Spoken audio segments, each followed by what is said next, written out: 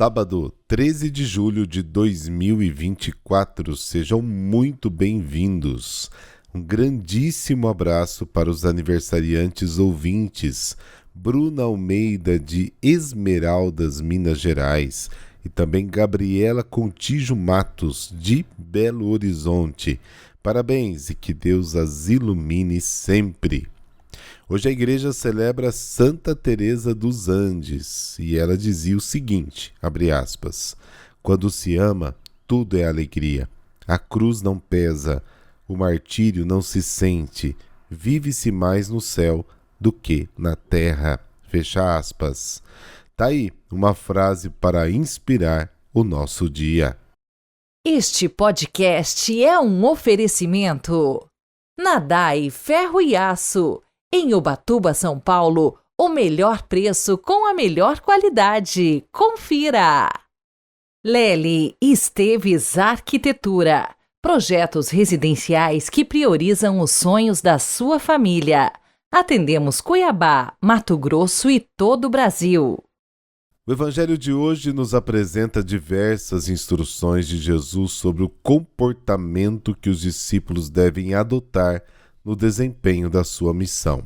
O que mais chama a atenção nessas instruções são duas advertências. Primeiro, a frequência com que Jesus alude a perseguições e sofrimentos que terão que suportar.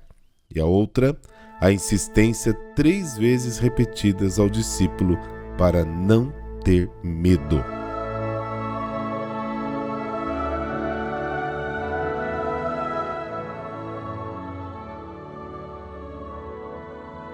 Pelo sinal da Santa Cruz, livrai-nos Deus, nosso Senhor, dos nossos inimigos.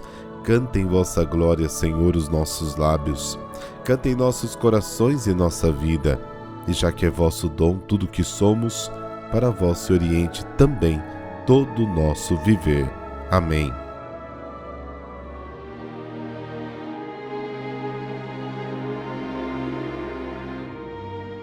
Mateus capítulo 10, versículos de 24 a 33. O Senhor esteja convosco. Ele está no meio de nós. Proclamação do Evangelho de Jesus Cristo segundo Mateus. Glória a vós, Senhor. Naquele tempo disse Jesus aos seus discípulos: o discípulo não está acima do mestre, nem o servo acima do seu senhor.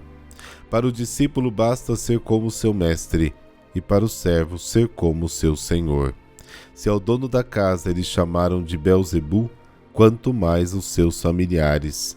Não tenhais medo deles, pois nada há de encoberto que não seja revelado, e nada há de escondido que não seja conhecido. O que vos digo na escuridão, dizei-o à luz do dia. O que escutais ao pé do ouvido, proclamai-o sobre os telhados. Não tenhais medo daqueles que matam o corpo, mas não podem matar a alma. Pelo contrário, temei aquele que pode destruir a alma e o corpo no inferno. Não se vendem 2 pardais por algumas moedas? No entanto, nenhum deles cai no chão sem o consentimento do vosso Pai. Quanto a vós, até os cabelos da cabeça estão todos contados. Não tenhais medo. Vós valeis mais do que muitos pardais.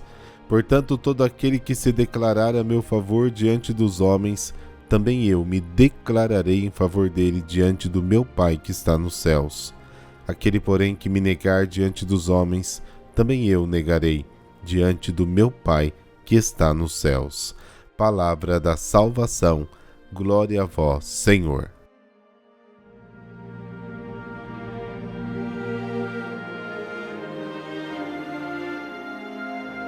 Os discípulos não devem procurar ou esperar um destino diferente daquele que se abateu sobre o seu mestre. Se Jesus foi caluniado e chamado de Belzebu, o príncipe dos demônios, quanto mais seus discípulos serão caluniados. Aliás, o nome Belzebu, dado depreciativamente a Jesus, significa dono da casa. Por isso, seus discípulos são chamados sua família, ou seja, os da sua casa. O mandamento não tenhas medo, repetido 3 vezes, é um forte convite à coragem. A coragem deve se manifestar em falar claramente, em proclamar a mensagem de Cristo com obras, em não temer a perseguição e a morte do corpo e em nunca se envergonhar de Cristo diante dos outros. O medo dos discípulos surge da falta de fé em Deus Pai e da falta de liberdade para consigo mesmos. Para seguir a Cristo é preciso negar a si mesmo. Quem não nega a si mesmo, nega Cristo, como fez Pedro. Reconhecer Cristo diante dos homens é muito mais do que falar dele, ou associar-se à comunidade cristã, ou usar um pingente, usar uma camiseta. É solidariedade total com o mistério da morte e ressurreição do Senhor.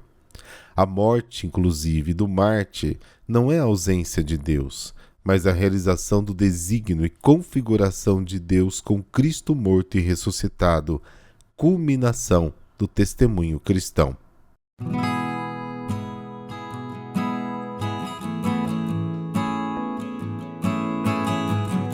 Santa Teresa de Jesus dos Andes.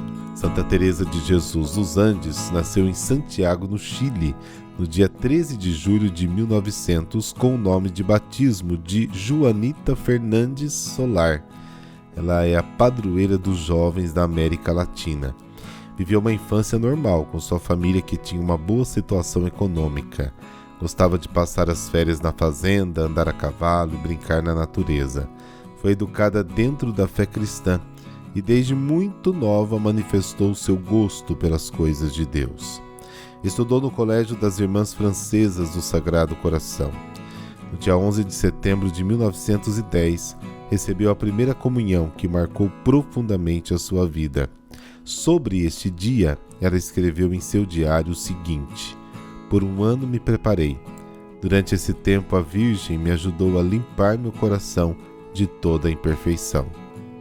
Ela prometeu receber a comunhão todos os dias, na medida do possível. Aos 14 anos, leu pela primeira vez a história de uma alma de Santa Teresinha do Menino Jesus. Aliás, um escrito que eu recomendo e muito. Quem já leu, deixa aí nos comentários e o que você mais gostou. Bom, ela passou por muitos problemas de saúde. Movida por Deus, decidiu se consagrar a Ele como religiosa, começando o discernimento sobre a sua vocação. Aos 17 anos, leu os escritos de Santa Teresa d'Ávila, que também recomendo, que são belíssimos. Começou a viver a oração como amizade e entrega aos demais. Também conheceu os escritos de Isabel da Trindade, experimentando uma grande sintonia com ela. São escritos extremamente recomendados, viu, gente?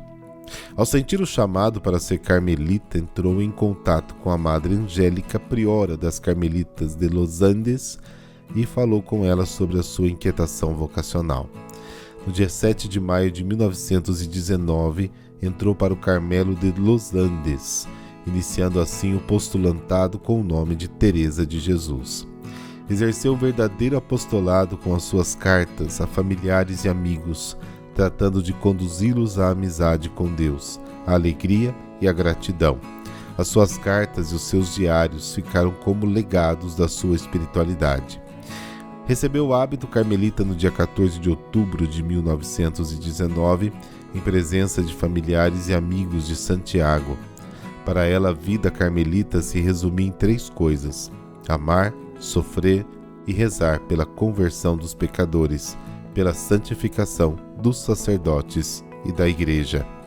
Em março de 1920, iniciada a Quaresma, Irmã Teresa comunicou ao seu confessor, Padre Avertano, que morreria dentro de um mês.